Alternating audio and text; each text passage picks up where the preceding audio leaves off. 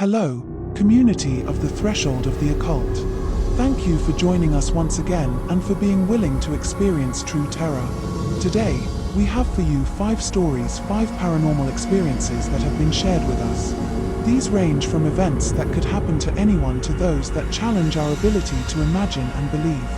One of them, in fact, gives this episode of The Threshold of the Occult its title. Without further ado, let's begin with the first story, but not before reminding you that the best way to support us is by sharing your own experiences. It's time to delve into the world of the inexplicable. It's time to cross the threshold of the occult.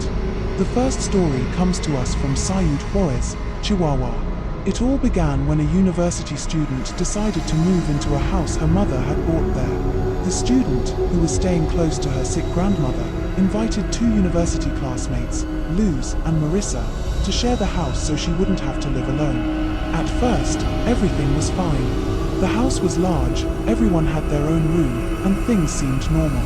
However, soon the sisters decided to share a room because they were too scared to sleep alone. Days later, Luz shared that she had seen strange figures wandering around the car in the garage. The most unsettling part was that the gate was closed, and the family dog, known for being noisy, hadn't made a single sound.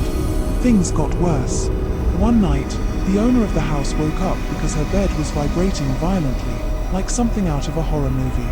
When she told her mother, her mom tried to calm her down by saying the shaking was caused by a nearby train, but the vibrations continued for months. During a vacation, the homeowner's twin brothers came to visit her. One afternoon, one of them screamed after seeing his sister's bed moving on its own as he tried to pick up some socks. That event marked the beginning of a series of phenomena. All the water faucets in the house began turning on by themselves at night, and voices could be heard in the kitchen, as if several people were gathered there to chat and laugh. The second story takes us to a physical therapy clinic where the narrator works. A young cleaning staff member quit after a terrifying event. At the end of a shift, the young woman claimed to have seen a girl in the gym. However, that day, there were no child patients, nor any girl on the premises.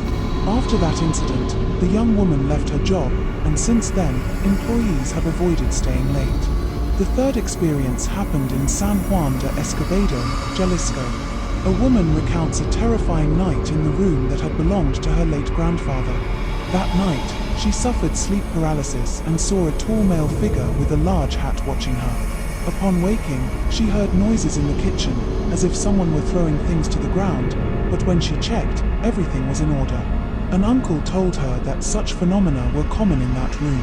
However, sometime later, the woman began to doubt that it was her grandfather, as he had never worn a hat. The fourth story is short but chilling.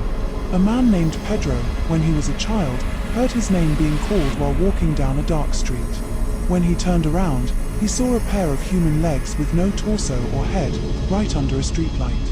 Paralyzed with fear, he ran until he found a milk vendor, who calmly told him that such apparitions were common in the area. The final story takes us to Yucatan, where legends of paranormal animals and beings abound. One of the most well-known is that of talking dogs. A woman who treated her dog poorly once ordered it to watch her baby while she went to the well. When she returned, she found the dog standing on 2 legs, singing while rocking the baby's hammock. The fright was so great that the woman died of a heart attack. Another story about talking dogs comes from a young man's grandfather. One early morning, the grandfather heard voices outside his house, but when he went out, he only saw his dogs staring at him intently. Something similar happened to the narrator's stepfather, who also heard murmurs coming from the family's dogs.